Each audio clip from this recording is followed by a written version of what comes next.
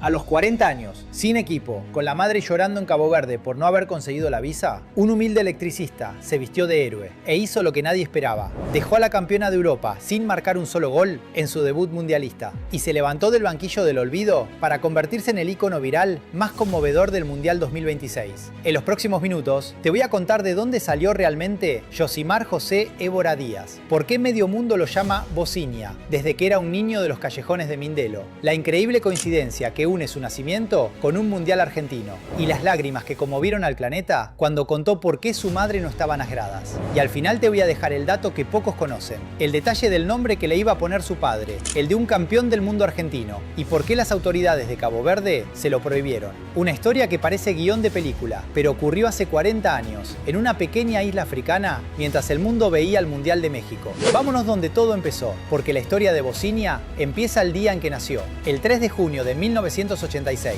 en Mindelo, una pequeña ciudad de la isla de São Vicente, en Cabo Verde. Ese día, mientras el bebé llegaba al mundo, todo el planeta estaba mirando el Mundial de México, y el día anterior había pasado algo que marcaría su vida sin que ni él ni nadie se diera cuenta. Pero a eso volvemos al final del video, porque es la mejor parte de toda la historia. A finales de los años 80, Yosimar era un niño de los callejones de Mindelo. Su padre cumplía el servicio militar, y su madre trabajaba todo el día, así que el pequeño Yosimar se crió a cargo de sus abuelos. Ese es un dato que vale tener presente, porque va a explicar todo. En las calles de Mindelo, Yosimar pasaba horas jugando al fútbol. Pero ojo, no jugaba de arquero, era jugador de campo. Era hábil con los pies, técnico, competitivo, y era el más pequeño de su grupo, porque jugaba contra chicos mayores que él. ¿Y qué pasa cuando eres el más chico jugando con los grandes? Te pegan. Y a Yosimar le pegaban mucho. Lo contó él mismo en una entrevista a la FIFA en 2024. Palabras textuales: me pegaban mucho, y cuando no podía devolver los golpes o responder, volvía a casa enfadado, con mala cara. Entonces se burlaban de mí y decían que iba a quejarme con mis abuelos. Esa imagen, la del nene chico volviendo a casa de los abuelos después de los golpes, fue el origen del apodo que iba a marcar toda su carrera. Sus compañeros empezaron a llamarlo Bocinia. En portugués, Bocinia significa abuelita, el diminutivo cariñoso de abuela. Lo llamaban así para burlarse. Era una humillación. Ahí va el que llora con la abuela. 40 años después, esa palabra está bordada en la espalda de su camiseta de la selección de Cabo Verde y la lleva al mundial con orgullo. El insulto se convirtió en identidad, la burla en marca registrada. Hasta los 16 años, Yosimar siguió siendo jugador de campo. Era bueno con los pies, no con las manos. Y entonces pasó algo que cambió todo. Pegó el estirón, creció rápido, se volvió grande, alto, fuerte. Y un entrenador en Mindelo notó algo. Este chico, con esa altura, ese reflejo y ese carácter competitivo de quien no se rinde fácil, podía ser arquero. Lo pusieron al arco casi a la fuerza y descubrió su vocación. En 2007, con 21 años, firmó por su primer club profesional, el Batuque FC de Mindelo. 2 años después se pasó al rival histórico, el CS Mindelense, también de Mindelo. Eran los dos clubes más importantes de su isla, pero eran clubes humildes. Cabo Verde no es Brasil ni Argentina. Es un país pequeño, insular, sin grandes contratos, sin grandes estadios, sin grandes recursos. Para llegar a Europa, Yosimar tuvo que dar un salto inesperado. Se fue a Angola en 2011 para jugar en el Progreso Asociación do Sambizanga. Y ahí pasó algo curioso. En Angola ya había otro arquero con el nombre Yosimar. Para no confundirse en las planillas, le sugirieron que usara su apodo en la camiseta. Y así, Bocinia dejó de ser un apodo de barrio. Se convirtió en su identidad profesional. Lo que empezó como una burla, terminó siendo el nombre con el que el mundo entero lo iba a conocer. A partir de ahí, la carrera de Bocinia es la historia de un futbolista que nunca jugó en un club grande, ni Real Madrid, ni Barcelona, ni Bayern, ni Inter, nada. Pero tampoco se rindió nunca. Su trayectoria es un mapa improbable del fútbol modesto europeo. Moldavia en 2015, con el Zimbru Chisinau. Portugal en 2016, con el Gil Vicente. Chipre entre 2017 y 2022. 5 temporadas con el AEL Limassol, donde ganó el único título de toda su carrera, la Copa de Chipre 2019. Eslovaquia entre 2022 y 2024, con el AS Trenčín. Y de vuelta a Portugal en 2024, al G de Chávez de la segunda división. 10 clubes en casi 20 años, de isla en isla, de liga en liga, casi siempre en torneos que ningún hispanohablante mira ni conoce.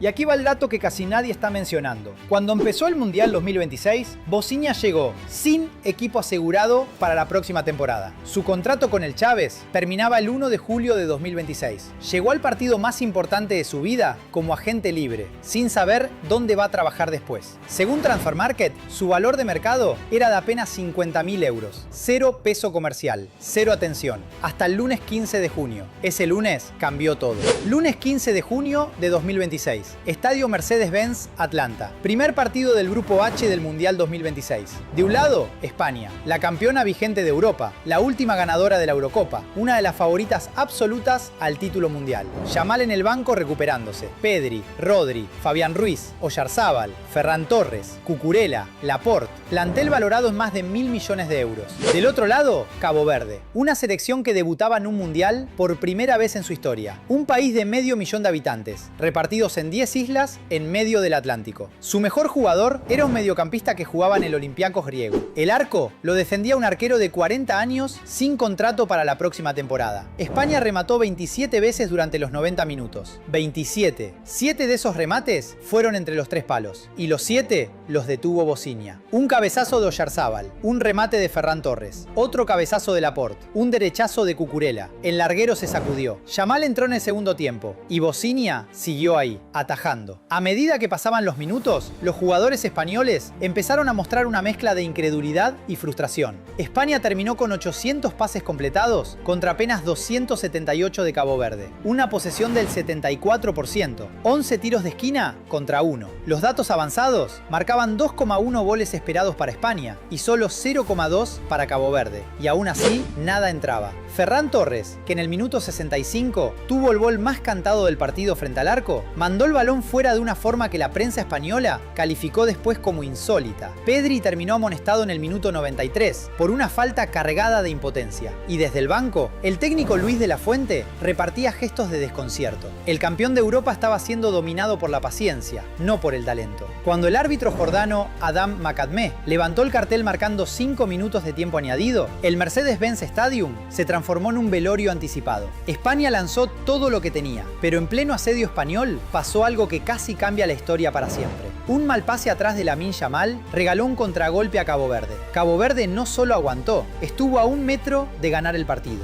Y Bosnia, del otro lado de la cancha, lo veía todo con la misma calma con la que había atajado los 7 remates anteriores. Cuando el árbitro pitó el final, el partido terminó 0-0. Cabo Verde logró el primer punto de su historia en una Copa del Mundo. Bosnia fue elegido jugador del partido por la FIFA. Y entonces vinieron las lágrimas. En la zona mixta del estadio, los periodistas le preguntaron a Bosnia por qué lloraba. Y ahí soltó la frase que conmovió a millones. Palabras textuales. Mi madre no pudo venir por culpa del visado. El dinero que teníamos que pagar para el visado no lo conseguimos a tiempo. Me gustaría que estuviera aquí, pero también estoy muy contento. Estoy muy feliz por todo el pueblo caboverdiano.